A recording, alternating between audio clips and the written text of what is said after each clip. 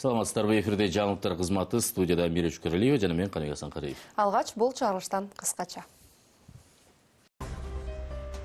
Үрөй учурган жол кырсыгы. Бишкекте троллейбус менен жеңил автоунаа кагылышып, бир адам наут болду. Күйүүчү майлоочу май менен камсыздоодо маселе жаралабы. Нефтетрейдерлер ассоциациясы түшүндүрмө берди. Той топурларды азайтуу маселеси кайрадан кызуу талкуулана баштады. Бул боюнча коомчулуктун пикири кандай?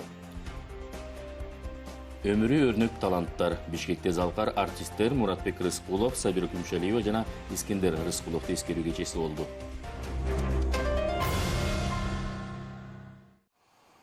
Бажы кызматынын мурдагы төрагасы Адамкул Жунусов Азербайжандын Баку шаарынын аэропортунда кармалды. Бул тууралуу маалыматты экономикалык кылмыштарга каршы күрөш боюнча мамлекеттик кызматы ырастады. Аны Кыргызстанга алып келиш үчүн Фин полициянын кызматкерлер тобу жөнөгөнү да белгиленди. Эске салсак, быйыл июль айында башкы прокуратура мамлекеттик бажы кызматынын айрым кызматкерлери мамлекеттик бюджетке ири өлчөмдө зыян келтиргенин кабарлаган. Анын негизинде Адамкул Жунусовго карата кызмат абалынан кыянаттык менен пайдалануу беренесинин негизинде кылмыш иши козголгон. Анда Жунусов 2013 жылдан 2016 жылга чейин мамлекеттик бажы кызматынын төрагасы болуп турганда мекеменин башка адамдары менен туруктуу коррупциялык байланышты уюштурган деп айыпталууда.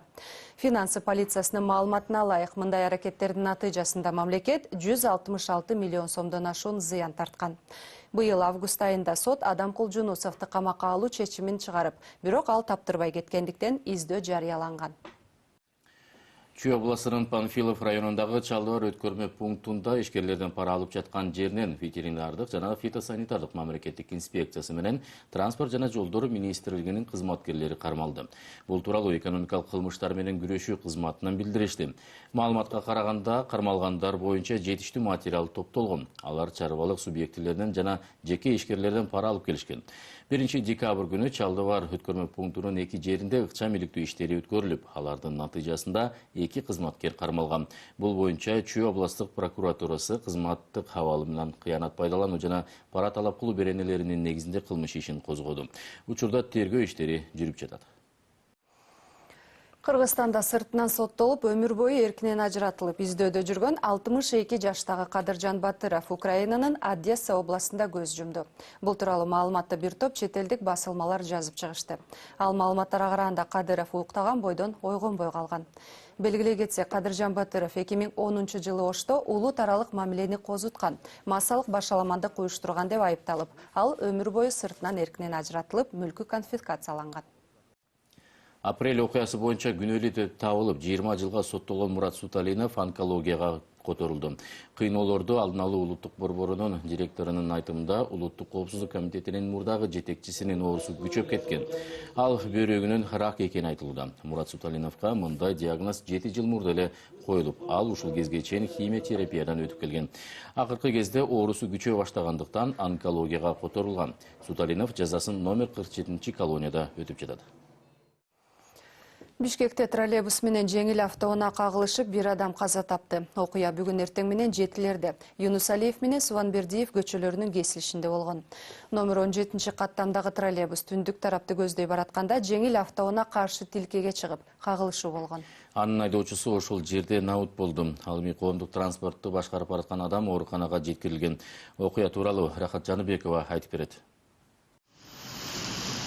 Адам үрөйүн учурган жол кырсыгы бүгүн таңга жуук Бишкек шаарындагы көчөлөрдүн биринде катталды. Анда жеңил унаа менен троллейбус кагылышкан. Бул окуя жол четиндеги кафелердин видео байкоо камераларына түшүп калган. Тасмадан номер 17 троллейбус Юнусалиев көчөсү менен түндүк багытын көздөй бара жатканын көрүүгө болот. Суванбердиев көчөсү менен кесилишкен жерде Kia үлгүсүндөгү автоунаа каршы тилкеге чыга калып, троллейбусту барып сүзгөн. Жол кырсыгында жеңил унаанын айдоочусу ошол жерде наут болду. Ошол жерден барып, азыр ал машинелерди автоунааларды авто токтотуучу жайга токтотулду. Азыркы убакта тергөө амалдары жүрүп жатат.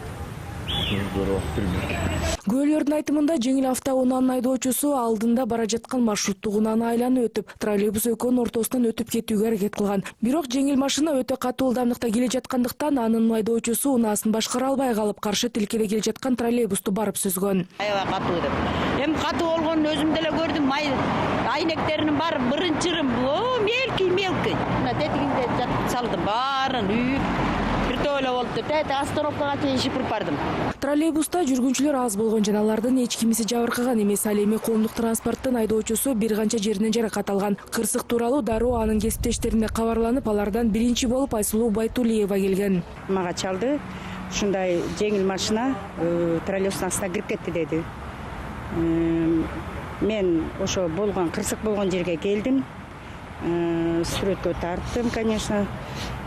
Да, действительно или уктап кеткен Сасов, айдоочумдун айтымы боюнча, либо бул бала уктап кеткен болуш керек да, потому что бул келаткан жолунан чыгып кеткен дагы карама-каршы сүзгөн да троллейбусту.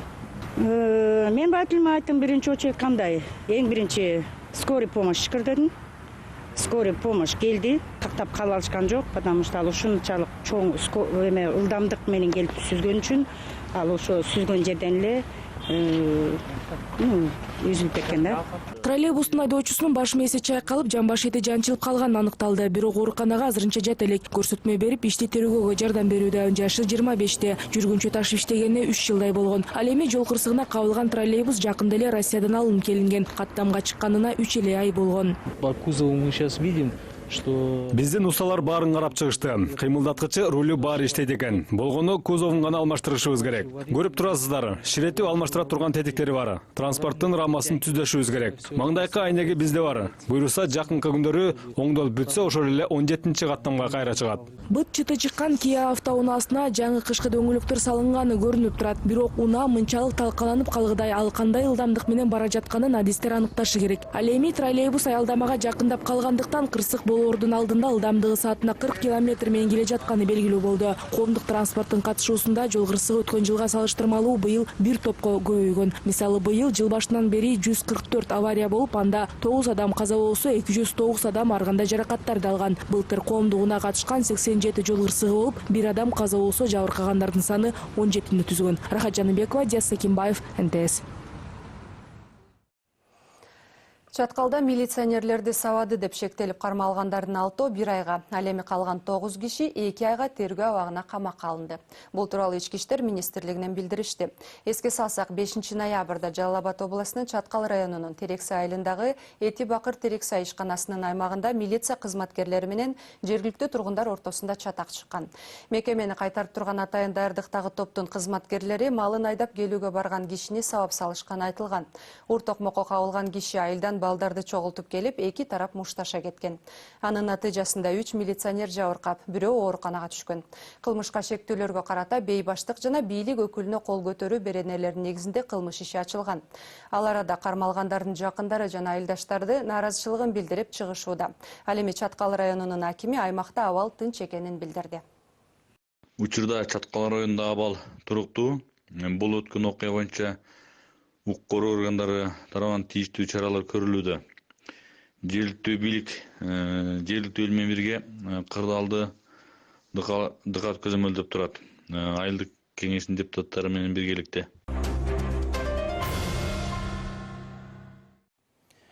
Жакын арада бензин кымбаттабайт. Себеби мунайды пошлинасыз ташып келүү боюнча расмий Бишкектин Москва менен сүйлөшүүлөрү жемиштүү болду.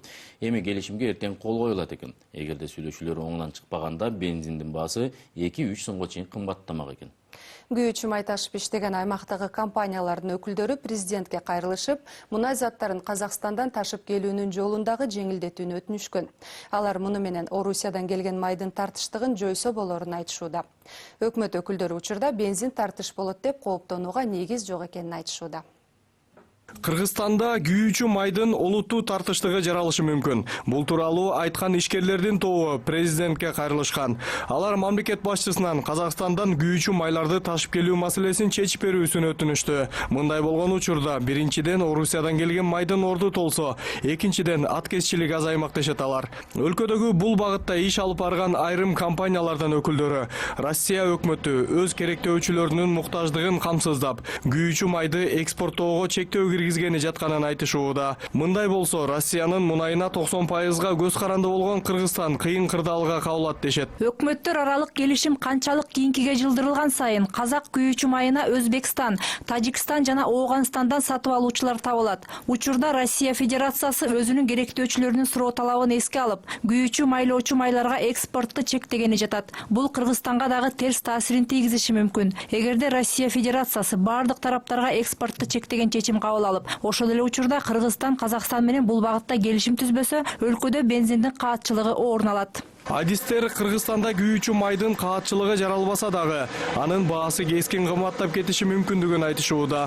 Мындан улам өлкөдөгү ири мунай ташуучулар өкмөттүн Орусия менен эртерээк келишимге жетишин талап кылышууда. Андай болбогон күндө 1 литр бензиндин баасы 2-3 сомго чейин кымбаттап кетиши мүмкүн экен. Эгерде ошол келишим кол коюлбаган болсо 1 январдан тартып бизде күйүүчү заттардын баалары кескин түрдө көтөрүлүп кеткенин биз божомолдоп, ошон үчүн биз ушундай жарыя кылганбыз.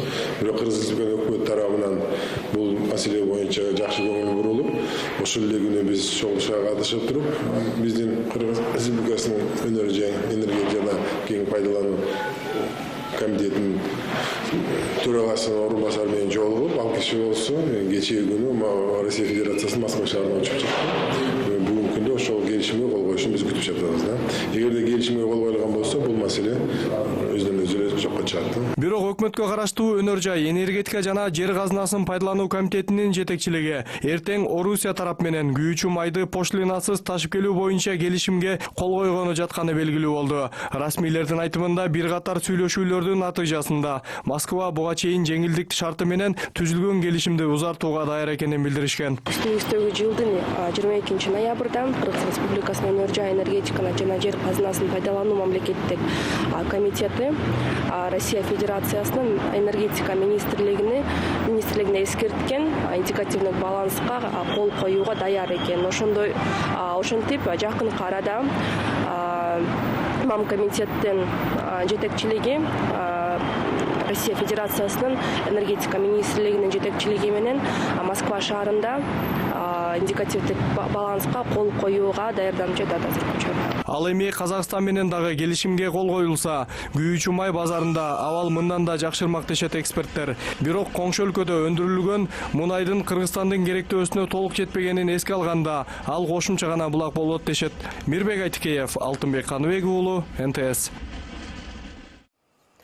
Мамлекеттик мекемелердин имаратында өткөрүлгөн иш-чараларда спирт ичимдигин ичүүгө тыюу салуу сунушталууда. Мындай ченем Аида Салянова демилгелеп жаткан аш тойлорду өткөрүүдө ысырапкорчулукка жол бербөө тууралуу мыйзам долбооруна камтылган. Эске салсак, демилгечи буга чейин депутат болуп турган кезде сунуш кылган документ жогорку кеңештин колдоосун таппай калган. Андыктан эми 10 миңден кем эмес жарандын колун топтоп, бул мыйзамды элдик демилге аркылуу алып чыгууну көздөп жатат. Бүгүн иштелип чыккан документке киргизилген өзгөртүүлөр жана толуктоолор демилгечи топтордун өкүлдөрү менен биргеликте талкууланды. Кененирээк Мээрим Ташыбекова айтып берет. Талас областынын Кара Буура районунда конок күтүүдөгү ысырапкорчулук менен күрөшүү үчүн Аксакалдар кеңеши жана Аялдар кеңеши деген демилгелүү топтор түзүлгөн. Алар азырынча адам каза болгондо акыркы сапарга узатуудагы ысырапкорчулукка жана салтта жок үрп-адаттарга каршы түшүндүрүү иштерин жүргүзө баштаптыр. Кара Буура районундагы 10 айыл өкмөттө адам каза болгон үйлөргө барып, бодо мал союу, жыртыш берүү жана дасторконду тойдогудай ашыкча жасалгалоо сыяктуу көрүнүштөргө бөгөт коюу керектигин айтып жатышыптыр. Өлүм житим болгон жерге биз эле барып эле аксакалдар бар эле мунугу жыртыш бергениңерди токтоткула. Мунугу килемиңерди токтоткула. Мунугу коробкаңарды акырын-акырында барып токтоткула. Өлүмдөгү азыркы дасторкондор тойдогу дасторкондон 2-3 эсе жогору болуп кетти. Ата-бабабыздын салтынан бери мындай жок эле да. Өлүм айтып келбейт. Үйдүн ээси даяр эмес. Ошол убакта үйдүн ээси көр казууга чуркабай, кайра бизде магазиндерге чуркайбыз. Өлүп аткан адамыбыз биякта эле калат боз үйдүн ичинде. Кара Буурадагы демилгечи топтун мындай аракети натыйжа бере баштаган. Райондогу 30 миңге чукул калктын жарымы аш тойлорду ашыкча чыгымсыз өткөрүү демилгесин колдоого алып, өздөрү да үлгү көрсөткөн. Ал эми парламентке келгенде бул сунуш өтпөй калып жатканынын себебин кызыкчылыктар кагылышынан улам болууда дейт мурдагы депутат Аида Салянова. Той өткөзөбүз деп аткан адамдар бул мамлекеттик кызматкерлердин арасында көп, чоң кызматтагы адамдар да көп. Анан билесиздер, эми негизи чоң кызматтагы адамдар булар биринчи иретте бул депутаттар. Ошон үчүн алар тойлорду көп эсе өткөзөт. Колдоо таппай калгандын бир себеби деле ошондо деп ойлойм. Анан депутатта ошол эле ресторан бизнестин башында турган адамдар дагы бар. Мындан улам Айда Салянова сунушун элдик демилге аркылуу ишке ашырууну көздөп жатат. Бул үчүн элдин 10 миңден кем эмес колун топтоо керек экен. Учурда буга аракеттер көрүлө баштаптыр. Мыйзам долбоорундагы чектөөлөр алгач мамлекеттик жана муниципалдык кызматкерлерге гана тиешелүү болот.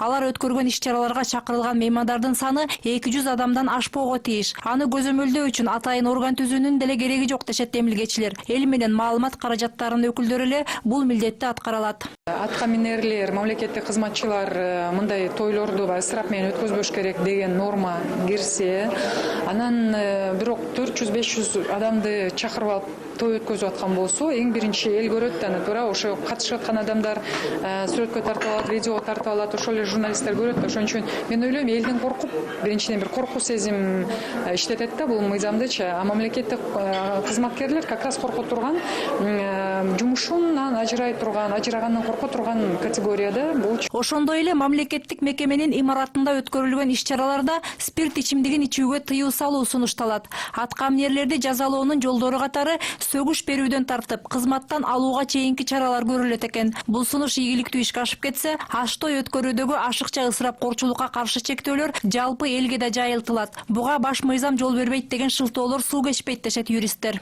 Права и свободы человека и гражданина могут быть ограничены. Жарандын укуктары жана эркиндиктери улуттук коопсуздукту, коомдук тартипти жана эң башкысы калктын адеп аклагын сактоо максатында бузууга жол берилет. Бул мыйзам долбоорун кабыл алуу калктын адеп аклагын сактоого жатат. Адеп аклак деген эмне? Бул биринчи кезекте адамдын жүрүм-туруму. Ысырапкорчулук, ашыкча шаан шөкөт да адеп аклакка кирет. Бул түшүнүктөн алып караганда эрежелер баш мыйзамга туура келбейт деп айтуу туура эмес. Укуктук экспертиза бөлүмүнүн корутундусунда ушундай айтылат. Улуттук банктын алдындагы экономикалык изилдөө борбору жүргүзгөн сурамжылоого ылайык, эмгек мигранттары Кыргызстанга которгон каражат өлкөнүн ички дүң продукциясынын 1/3 бөлүгүнө барабар экен. 3000ге чукул түтүндүн берген жообуна ылайык, чет өлкөдөн которулган ири каражаттын көпчүлүк бөлүгү аш той өткөрүүгө жумшалары айтылган. Бул каражаттарды саламаттыкты сактоо, билим берүү жана курулуш тармагына буруу үчүн механизмдерди иштеп чыгуу зарылдыгы айтылууда. Мээрим Ташыбекова, Владимир Кулбалдиев, НТС.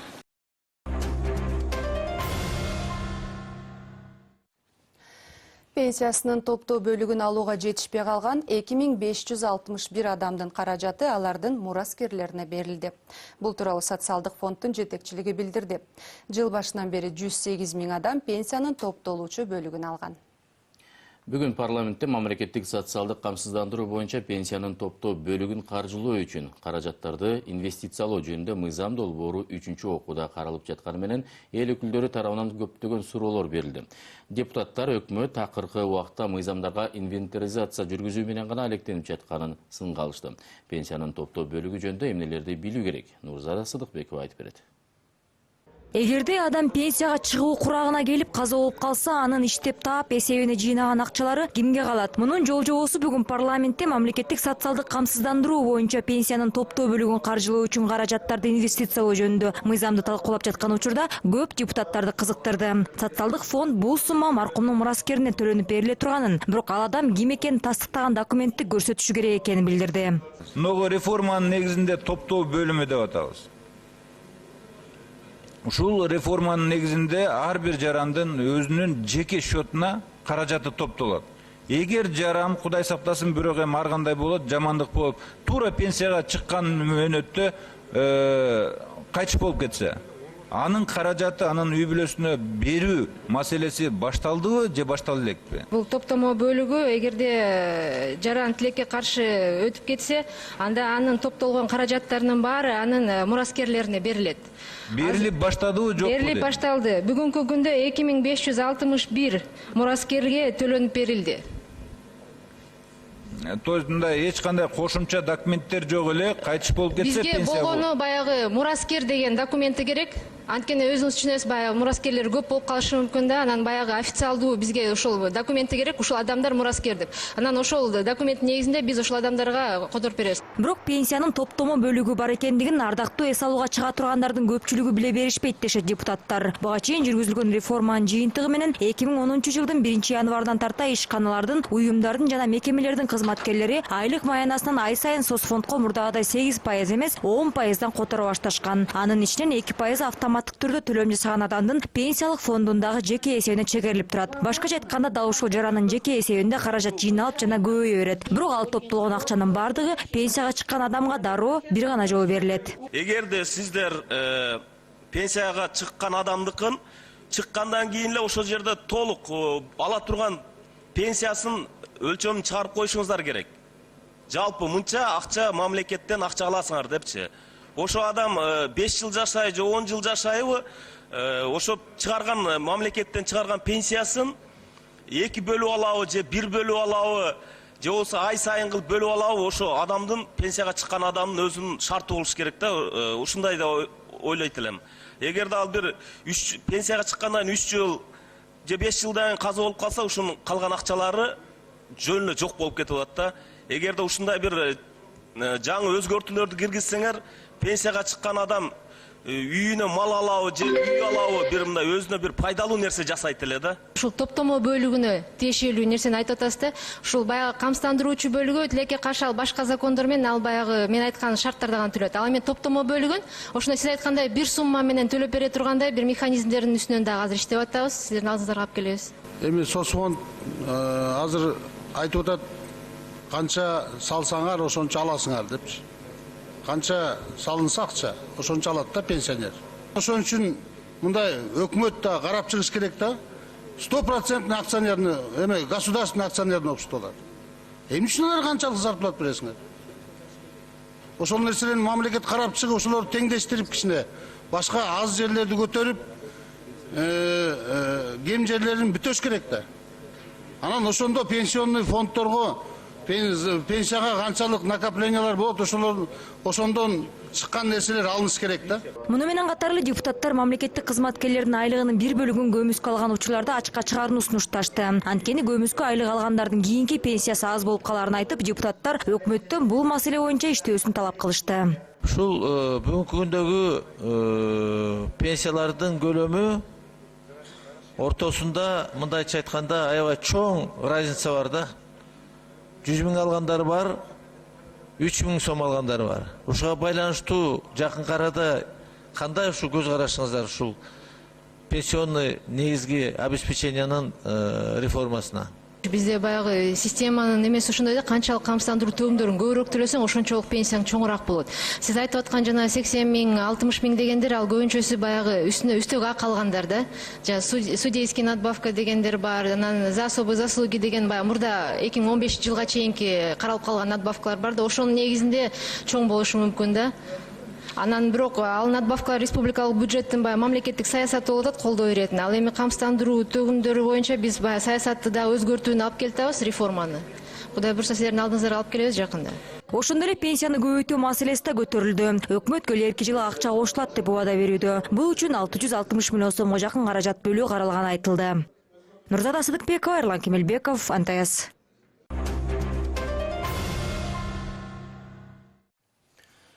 Таланты төп келишкен кош жылдыз. Бишкекте залкар артисттер Муратбек Рыскуловдун 110, Сабира Күмүшалиеванын 100 жана алардын уулу режиссер Искендер Рыскуловдун чыгармачылыгынын 60 жылдыгы белгиленди. Залкар артисттерди эскерүү кечесинде таланттуу үй бүлө туурасында деректүү тасма көрсөтүлүп, чыгармачыл инсандардын таберик сүрөттөр көргөзмөсү уюштурулду.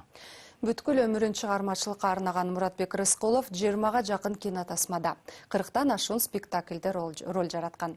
Ал эми анын өмүрлүк жары Сабира Күмүшалиева театр жана кино искусствосунда 70 жылдан ашуун эмгектенип, чыгармачылык жолунда ал 100дөн ашуун ар түрдүү ролдорду аткарган. Кыргыз сахнасынын падышасы, анын жубайы театрдын умайенеси, ал эми алардын уулу уникалдуу спектакльдерди жараткан мыкты режиссер. Бишкек шаарында таланттуу үй бүлө Муратбек Рыскуловдун 110, Сабира Күмүшалиеванын 100 жана Искендер Рыскуловдун чыгармачылыгынын 60 жылдык маарекеси белгиленди. Сагынгандар театрга келишчи. Сабираны көрөбүз сет жақында. Бике тұрып қол чапқан, ешкімде жоқ, өзгөчө бір ой баққан. Искен деген талант эле өзгөчө, издеп жүрүп, эл баспаган жол тапкан. Өмүрү чыгармачылыкка арналган улуу таланттар кыргыз театры менен киносунун жүзү болуп калды. Муратбек Рыскулов кандай гана роль болбосун ийине жеткире аткарып, өзүнүн кайталангыс таланты менен образды терең ача алган. Ал Лондондо өткөн Уильям Шекспирдин 400 жылдык мааракесинде Король Лирдин монологу менен чет элдик көрүүчүлөрдү таң калтырганы айтылып жүрөт. Муратбек Рыскулов кыргыз актерлорунан алгачкылардан болуп киного тартылып, 1950-жылы Алитет Тоот аянды тасмасында роль жараткан. Анын катышуусундагы Бакайдын жайыты көркөм тасмасы дүйнө боюнча 20 кылымдагы эң мыкты 100 фильмдин тизмесине кирген. Койсам чубайбычы. Өкмөттүн ичине киришип эмне кыласың? Тынчыбызды алгандан кийин биз жунутта койбос. Катыңды. Алар чынында эле кыргыздын күскүсү, кыргызга кошкон, элибизге кошкон чоң эмгектери менен эмгичекти эсте. Мукем менен Сабир апанын элестери менен тасмаларда күнүгө көргөзүлүп атат. Демек бул өчпөс из калтырган кыргыз элине. Негизи биз бактылуу экенбиз. Ушундай залкарлар менен учурунда кошо иштешип калып, алар менен кошо тасмага түшүп. Айрым актерлор учурунда Муратбек Рыскулов менен катар басып калганына сыймыктанаарын айтышат. Жаштар үчүн сахна жана кино корифейинен алчу үлгү көп дешет алар. Ички темпераменти, ички дүйнөсүнүн күчтүүлүгү ошо мага таасир берди. Себеп дегенде көп актерлор ошо жетпей калат. Жөн кыйкырык, жөн ый, жасалма эме болуп калат. Бирок ички дүйнөнүн жанагы тазалыгын, ошонун күчүн, ошонун муңун бере билген актер болчу. Ал эми Сабира Гүмүшалиева болсо эпизоддук ролдор болобу, же башкы каарманды аткарабы, көрүүчүнүн эсинде калчу образдарды жарата алчу. Кино аянтчасында, сахнада ал бирде мээримдүү эне болсо, бирде заардуу кемпирдин ролун аткарган. Сабира Гүмүшалиева 90 жаштык өмүрүнүн 73 жылын кино жана сахнага арнап, эрте жаздагы турналар, Кызыл алма, Караш окуясы, Уркуя, Ак кеме тасмаларында ойногон. Анын актердук билими жок, бирок туаса таланттын ээси болгон Гүмүшалиева Кыргызстанда гана эмес, башка республикаларда дагы кинолорго тартылган. Куда ты? Не лезь, сами разберутся. Ведь она же дочка моя. Орыстарда сөз бар го, уникальный деген. Бир кайталангыс адам эле да, бир кызык адам эле. Мындай чирешкен, көп кырдуу, көп сырдуу ушундай адам эле да. Мындай карап көрсөң кичинекей эле бир байбиче, тим эле чуркап ушундай шайды өчүрөт да. Акылы ушунчалык зор болчу да. Бир касиети мында болду. Агайдын тирүү кезинде роль көп ойногон жок. Агайдын ролдорун кошо иштешчү. Муке тиги жерин тигинтип койдуң, бу жерин минтип койдуң, бу жерине бакырба, бу жерден жүрөгүңдү аяба, бу жерде мындай толкунданып ойна деп кадимкидей ролдорун иштешчү. Эки таланттын туң уулу дагы ата-энесинин жолун улаган. Искендер Рыскулов кыргыз сахна өнөрүнө жаңылык киргизип, өзгөчө спектакльдерди койгон новатор режиссер катары тарыхта калды. Ал өз ишине өзгөчө изденүү менен мамиле жасап, кыргыз театр режиссурасын жаңы деңгээлге алып чыккан. Бүгүнкү 7-чи иш-чара болуп атат. Ошо апрель айынан ай сайын бир иш-чара өткөрүп атабыз да. Бүгүн мына эстафета киного келди. Мисалы үчүн ушу менин ата-энем Искен Байкен баары тең ушу кинодо да иштеди, театрда да иштеди. Үчөө тең мындай баягы общественный деятель да болуп калышканда. Таланттуу инсандарды эскерүү кечесинде алар тууралуу даректүү тасма көрсөтүлдү. Иш-чаранын жүрүшүндө үй бүлөнүн таберик сүрөттөрү коюлган көргөзмөдө өткөрүлдү. Катар-катары менен келген юбилейге маданий интеллигент өкүлдөрү, жаш актерлор жана Рыскуловдордун үй бүлөсү, залкар артисттердин чыгармачылыгын баалагандар катышышты. Кайыр Жайлообекова, Асхат Ибраимов, НТС. Отты унаа токтотуучу жай 10.000 чарчы метр аянтты ээлеп, 300 унаага ылайыкталган. Анын ар бир кабатында 2 орун ден соолугунун мүмкүнчүлүгү чектелген адамдардын автомашиналарын токтотуу үчүн бөлүнгөн. Эми көңүл ачуу соода борборунун алдына 800гө жакын автоунаа токтотсо болот. Дордой Плаза комплексинин жетекчилиги жер үстүндөгү көп кабаттуу унаа токтотуучу жайларды куруу менен шаардагы жол тыгындарын азайтса болот деп эсептейт. Бул унаа жайыбыз 300 машина орунду болот. Эң нескиси бул биздин кардарларды жана биздин сатуучулардын машинелерин камсыз кылат деп ойлойбуз. Ушул бүгүнкү күндө унаа токтотуучу жай абдан чоң бир проблемага айланды. Биздин оюбузча ушундай көп кабаттуу унаа жайларын салуу бул деген ушул проблеманы чечүүнүн жолу деп эсептейбиз. Чүй областынын Карабалта шаарынын тургундарына эми газ үчүн акы төлөө, көгүлтүр от менен камсыздоо боюнча маселелерди чечүү оңой болуп калды. Бул шаарда газ эксплуатациялоо кызматынын кеңсеси реконструкциялоодон кийин ачылды. Бул кызматтын имаратынын курулганына 40 жылдан ашкан. Быйыл анын имараттарынын административдик гана бөлүгү эмес, бардык бөлүктөрү реконструкцияланып, жаңы жабдуулар менен камсыздалды. Бул өндүрүштүк тилке 5000ден ашуун тургундардын турак жайларын көгүлтүр отун жеткирип турат. Ал эми Чүй газ филиалы жалпысынан 33.000ден ашуун калкты жана 255 юридикалык жактарды тейлейт. Жаңы жарык жана жайлуу Карабалта шаарында толук оңдоп түзөөдөн кийин газ эксплуатациялоо кызматынын кеңсеси ачылды. Дал ушул имаратка абоненттер келип, көгүлтүр от үчүн акы төлөө, газ менен камсыздоо, Газпром Кыргызстан компаниясынын ишине байланышкан башка маселелерди чече алышат. Биринчилерден болуп Ишкананын Карабалтадагы филиалынын имаратына шаардын тургуну Нафиса Молдосанова келди. Биз аябай чоң кубанычтабыз. Ушинтип Газпром ачылып, адамдардын жашоо шартын оңдоп, ушундай газ, природный газ киргизип берип отурушат. Мурун болсо экологиябыз кичине кир болуп, от жагып, гүл чыгарып отурсак, азыр бир топ жумушубуз кыскарып калды. Биз болсо ушу Газпромдун жанында көчөдө турчу элек. Бул көчө аябай жаркырап калды. Мурун капкараңгы болуп, бурчтан чыкканда коркуп турчу элек. Азыр жаркырап Бишкек шаарында эле болуп калды. Карабалтадагы газ эксплуатациялоо кызматынын имараты курулганына 40 жылдан ашты. Газпром Кыргызстан компаниясынын инвестициялык программасынын жардамы менен көп жылдардан бери имараттын административдик бөлүгүндө гана эмес, компаниянын аймагындагы бардык имараттар толук реконструкцияланып, жабдуулар жаңыланды. Филиалдын кызматкерлерин жаңырган конушу менен куттуктап, салтанаттуу аземге өкмөттүн Чүй областындагы ыйгарым укуктуу өкүлү Туйгуналы Абдраимов жана Газпром Кыргызстан компаниясынын башкы директору Болот Абилдаев келди. Майрамдык иш-чаранын жүрүшүндө Болот Абилдаевке кемеңгер ардак белгиси ыйгарылды. Бул сыйлык Газпром Кыргызстан компаниясынын жетекчисине Чүй областынын экономикасын өнүктүрүүгө сиңирген өзгөчө эмгеги жана салымы үчүн берилди. Бул чыны менен чоң компания бизге келип инвестиция кылып атканы Кыргызстан үчүн бул чоң иш.